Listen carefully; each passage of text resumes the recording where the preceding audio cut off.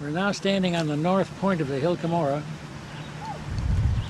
and the Hill Cumorah is about 1.5 miles long. It goes from north to south. When my folks and when I was born and lived in this area, the hill was completely nude. It was used as pasture for cattle. There wasn't a tree on it except about 1 mile down to the south end. Maybe not quite a mile, but it was completely bare. And the first visitors that I can remember, we used to bring over, and we'd have missionary conferences here on the side of the hill. There were no trees on it at all.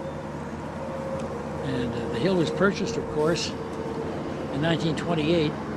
We had to buy 3 farms that adjoined one farm on this side with the headquarters, the barns and the house and everything on the other side of the road. Another farm on this side with a farmhouse down below. And then the largest farm, which was 220 acres, was at the south end of the hill. So Dad negotiated for the 3 farms at the Hill Cumorah and also the Grange Hall in Palmyra, which the Farmers Grange had ceased to use anymore. And he wrote a letter to the church authorities telling them he thought that he'd made the best deal that we could in the purchase of the hill. And at the same time, the general authorities had written him a letter, which evidently crossed in the mail, telling him to go ahead and arrange for the purchase and just make the best deal he could, which he had already done. So anyhow, the hill and the 3 farms and the Grange Hall were purchased for $53,000, which was, still a fair amount of money in those days. Well, after a few years, it was the desire of the church authorities to reforest the hill like it was when the Smith family was here. Of course, in those days, everything was forested, and the people would just clear a piece of land to put their house on or another piece of land to plant some crops on. Other than that, it was completely forested. But anyhow, Dad negotiated with the New York State Forestry Department, who donated 65,000 little evergreens. They came in flats, so they're only about 6 inches tall. And we dug up, when I say we, I didn't do too much of the digging, I was too small, but I went along and helped and supervised, The missionaries came and they were working in this area, and we dug up 3,100 hardwood trees in the Sacred Grove and around the outskirts of the grove, and brought those over and planted those here. So we had quite a few trees to start with. I remember walking along just a few feet apart, and everybody with a grub hoe, and they would hit the ground and pull a piece of sod up and stick the roots of these little trees in there, and then tamp the sod back with their foot. And that took several days, of course, to cover the hill. Then, of course, we prayed for rain because there's no way to irrigate them. And sometimes they get pretty dry for little, newly planted trees. But most of them grew. And we had this side of the hill covered where the pageant is located now.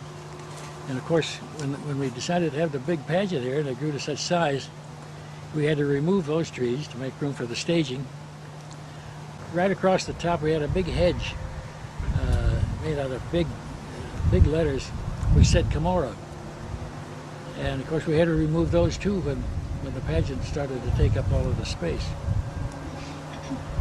But after the church bought the farm, I was along till some people thought, well, I think we ought to go find those golden plates, make some money, I suppose. And we at nighttime we could come over here once in a while, and we see the hill covered with, looked like fireflies, but they turned out to be lanterns of the people with a pick and shovel digging holes here, trying to find those golden plates. Of course, they never did. But it was kind of humorous anyhow. At least they must have believed enough of the story to go to that much work to try to find them.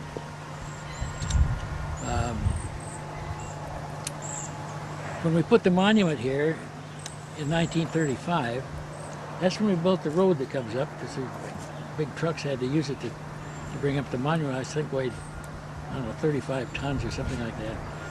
And then I was really enthralled with the size of the truck that hauled everything up here. I'd never seen trucks that big before. But it was very interesting. And they erected the base of the monument first, and so on.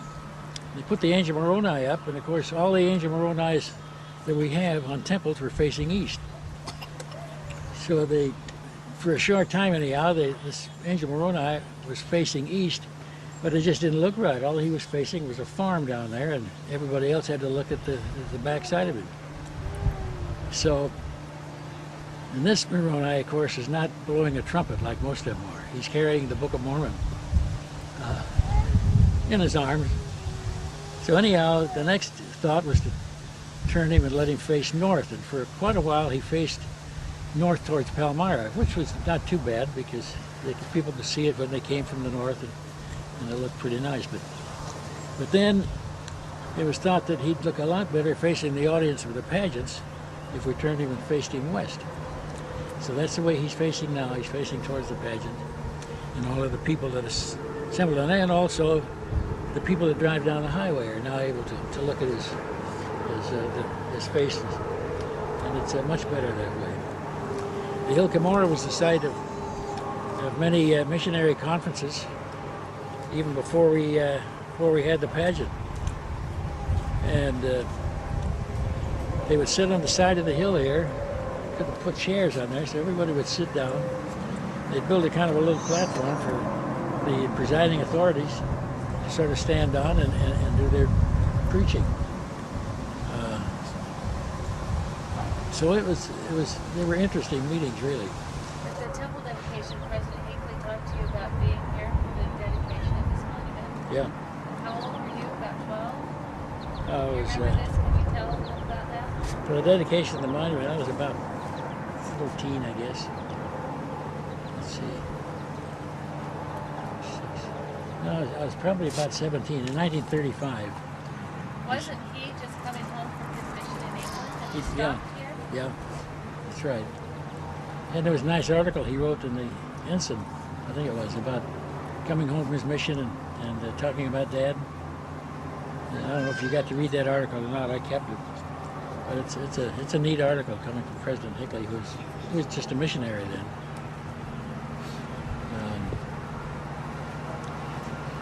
And of course, all of the general authorities ever since then, and the church presidents, the prophets, have all come over here, many times to visit the hill and visit our home in Sacred Grove and stay overnight in the Smith home, which they enjoyed very much.